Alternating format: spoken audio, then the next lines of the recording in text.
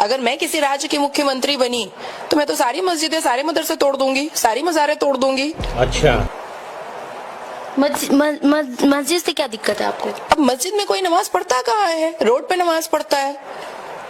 मस्जिद तो बेकार ही पड़ी हुई रहती है। सारे तो रोड पे नमाज पढ़ने के लिए रोज चिल्लाते रहते हैं। अभी ईद की नमाज के लिए कितना इन्होंने उपद्रव मचाया कि हमें रोड पे नमाज नहीं पढ़ने दिया जा रहा है, रोड पे नमाज नहीं पढ़ने दिया जा रहा है। तो बेसिकली हमारे भारत देश के 22 करोड़ मुसलमानों को तो रोड पे नमाज पढ़ना है। तो मस्जिदें है क्यों? For no reason. तो तोड़ ताड़ करके स्कूल बना दिया जाए। ওহো দিদি, আপনি মুখ্যমন্ত্রী হয়ে কি করবেন? আপনার তো মূর্খমন্ত্রী হওয়ার কথা। হ্যাঁ, এই পৃথিবীতে এখন পর্যন্ত মূর্খমন্ত্রী কেউ হয়নি।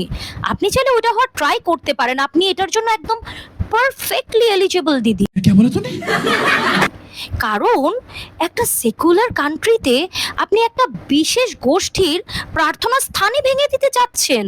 তার মানে আপনার ভিতরে কতটা উগ্রবাদিতা আছে।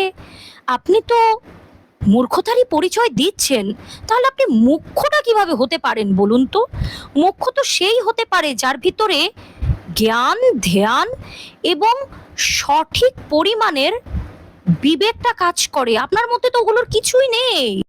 बात तो सही है। আর তাছাড়া আরেকটা কথা কি দিদি, এই যে আপনি বললেন যে নামাজ পড়ার জন্য রাস্তা ব্লক করে মানুষ নাকি আন্দোলন করে। আচ্ছা, যেই দেশে মন্দিরের সংখ্যার থেকে মসজিদের সংখ্যা খালি এতটুকু, অথচ সেখানে মুসলিমের কিন্তু অভাব নেই, এখন ওই দেশে যদি মসজিদ না থাকে তো মানুষ করবেটা কি বলুন তো? ঈদের নামাজ তো রাস্তায় পড়তে হবে।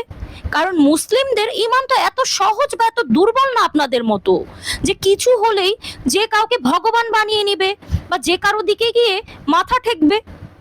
মুসলিমরা নামাজ পড়ার জন্য যে কিছু কোরবান করতে পারে। তাদের সময়, কাজ, লাইফের যে কোনো বিশেষ মুহূর্ত পর্যন্ত কোরবান করতে পারে। তো রাস্তা ব্লক করে নামাজ পড়েছে, তাতে সমস্যাটা কোথায়? আপনারাও তো হোলি, দশেরা, যে কোনো ক্যাটাগরির সেলিব্রেশন বা ফেস্টিভ্যালে পুরো রাস্তা রাঙিয়ে ফেলেন। তখন বুঝি আপনাদের দ্বারা কোনো সমস্যা হয় না। Not bad, not bad. Now you. সংখ্যালঘিষ্ঠদের উপরেই সবসময় চাপতে হবে। দিদি, আপনার দ্বারা মূর্খমন্ত্রীও মনে হয় না হওয়া পসিবল। কারণ ওইটার জন্য মনে হয় কিছু ক্রাইটেরিয়া থাকে যেটা আপনি মিট করেন না। যাই হোক দিদি, আপনি মনে মনে মন কলা খান। আমার কাজ তো শেষ, আমি গেলাম। টাটা।